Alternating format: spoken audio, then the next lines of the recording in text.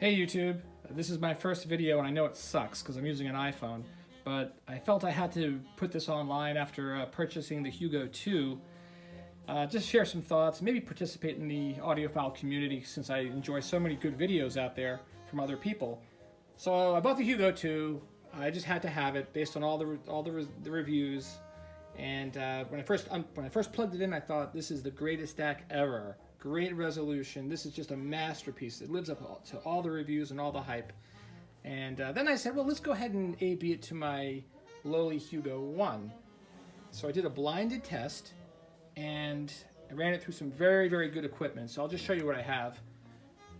So I'm using an SOTM. This is a USB to digital out, and it spits out both optical and coax, and it cleans up the signal out of your USB. It's a nice device. I kind of like it. Slight difference, but it's nice. And then for my amp, I'm running through a very nice Macintosh 6700. Excellent integrated amp.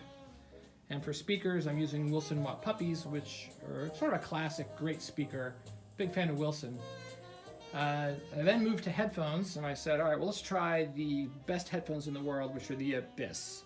So I have a 1266, and I also have the Diana Phi down there, so great headphones. Anyway, after spending hours A/Bing back and forth, I'm completely blinded. I could not tell the difference between these DACs. Couldn't tell at all. So of course I was extremely disappointed.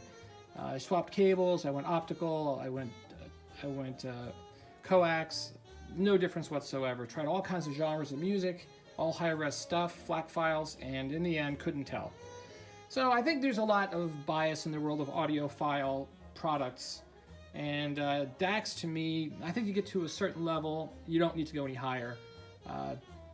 The human ear can hear up to 20,000 hertz, and that's when you're young. And based on physics, you only have to sample it times 2. So 40,000 is all you need to cover all the data that's in the music, in the sound.